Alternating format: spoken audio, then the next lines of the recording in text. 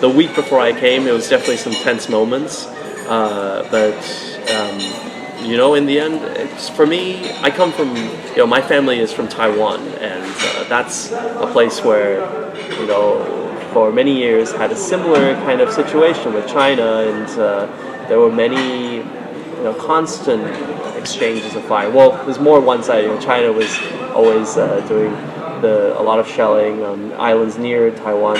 Of course, it's all fine now, but back then, there was a war, and so my parents also said to me, now is not the time to back out, and now is the time to, bring the music to the people, and I definitely agreed. It was, so I came, and actually the day I arrived in the afternoon, and in the evening they announced the ceasefire. So it was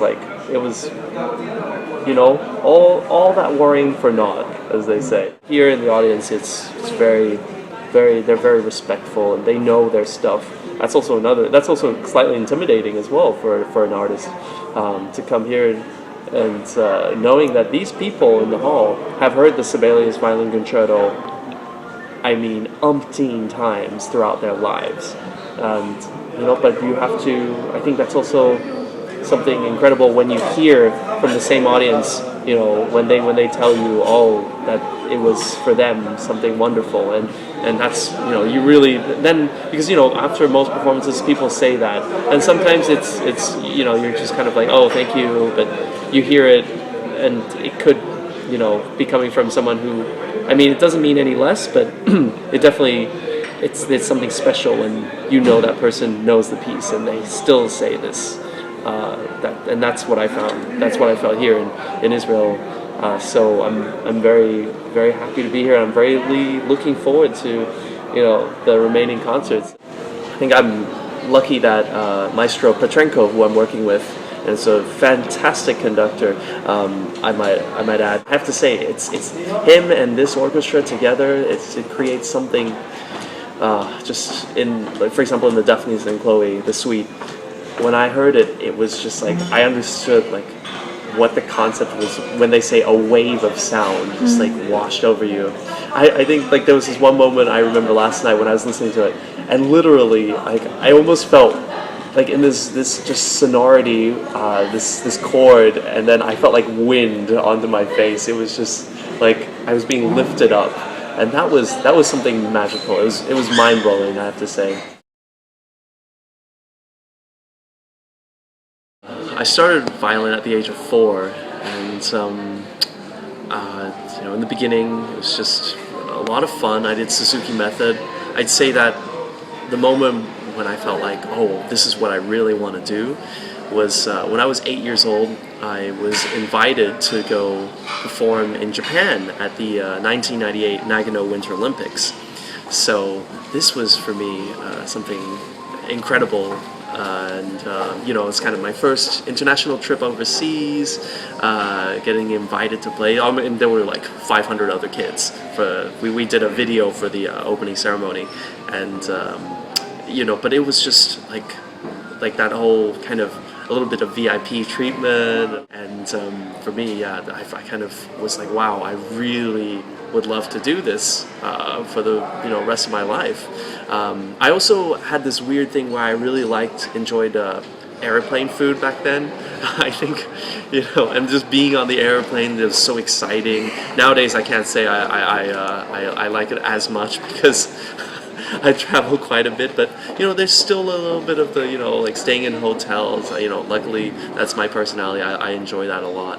So yeah, it kind of, the job description, it fits the job description, I'd say. This would be currently the third Stradivarius that I've played on. The first one, I'll talk about that because it's for that experience, it's just, you never forget it. For the first time, it's like getting in a race car when you've been driving maybe a bicycle or something like that, and it's just it's so exhilarating. And that was back in January of 2009. This was made in 1721, and wonderful instrument. It had such a shimmering quality. I had to give it back, just in June of this year, 2012. So it was a sad parting, but these great instruments, they kind of come and go. Perhaps a really really good non-Stradivarius, like a modern instrument, could with a great violinist could really make it sound close to like a Strat, but and you might not be able to even tell in a concert because he or she didn't compare it side by side. But I think that if you do compare it side by side with someone who really knows the instrument, you can't.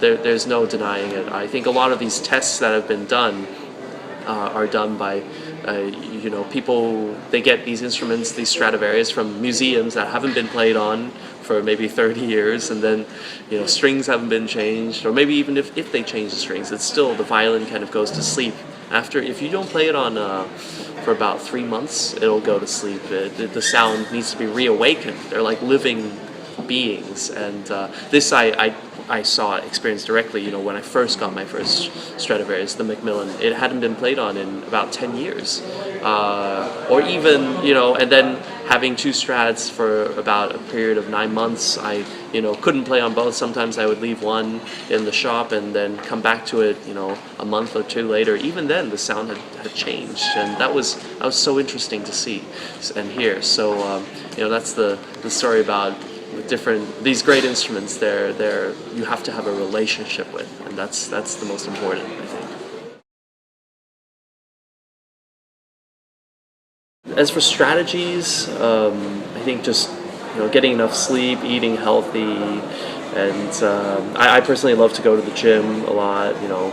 I feel like if violin becomes the most strenuous activity that one does, that's a little dangerous. So I think it's important, and it's definitely helpful to train your body for things that are much more difficult, physically, than violin, so that when you come on stage, it's much easier. You won't be out of breath and tired by the end of just one or two concerts. I think Maestro Kravchenko kind of predicted that it might not stay fresh, so that's why we also play the Rudy Stephan, the music for Geiger and Orchestra, so that we kind of change it up a little bit. We and then we go from, they're two very contrasting pieces, so you can play the Sibelius and enjoy that, which I do very much, and then kind of play something new, the Stephan, which I had not heard of until knowing about these engagements. But for me, it's always something interesting to learn, something new, and at this point in my career, it's everything's new, so it's not something that's out of this world or anything like that. So I think that's one of the strategies that we'll use to keep everything really truly fresh. Oh, there's so many people I want to have dinner with. Well, I have to say that, okay, my favorite violinist is David Oistrakh. So I would, love to have dinner with him, although apparently his English is not too good, and I have very little Russian in my vocabulary, so I don't know if that would be the smartest choice. Maybe I should say I would love to, play music together with him rather than dinner. So maybe can I revise my my choice? Oh no. Well, let's say if language wasn't a problem, maybe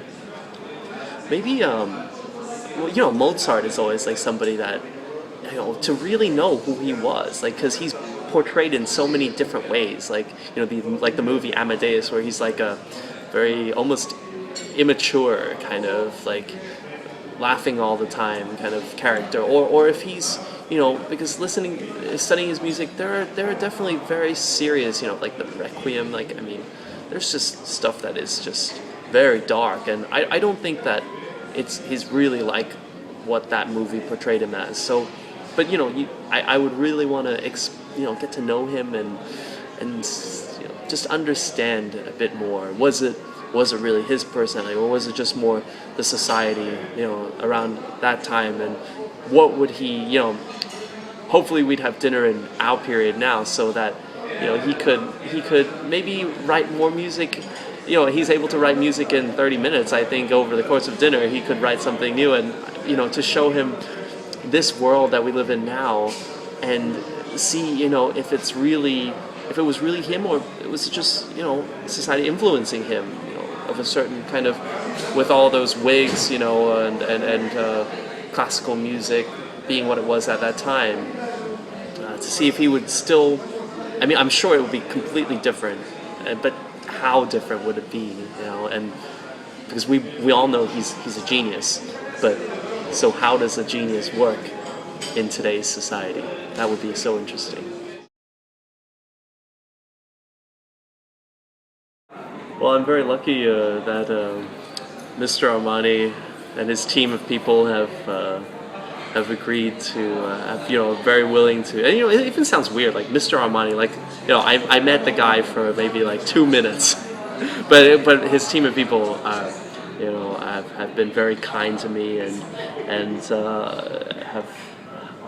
I think they probably most likely took pity on me and said, you can't, you're wearing that you can't wear that to the concert. It was probably something more like that. You really start to appreciate that fashion and music actually have a lot more in common than people kind of know. People take notice. They're incredibly fine, refined, and it takes a lot of. I always like to say there's never any right or wrong in classical music, but there's definitely good and bad taste, and I think the same goes for fashion. So you can choose to wear play the piece any way you want, but I think that Armani for me is it kind of goes together because they're quite traditional, and yet they have a little bit of an edge, and I think that's what I'm trying to show. I don't think I'm ever going to dress up in a weird costume or something like that on stage, but I think it's okay to look good and to be edgy. It also, and hey, that's never a crime as long as the music still stays, at a level which is, that is respectful to yourself, the audience, and the composer. I think that's honestly the most important. It's also inspiring. It's like kind of like, hey, I'm dressed well, I should play well. So that's very nice, and Armani does that for me. Well, that's easy. Of course, Zuba Mehta, Israel Philharmonic. In your new hall, dream performance, boom, right there.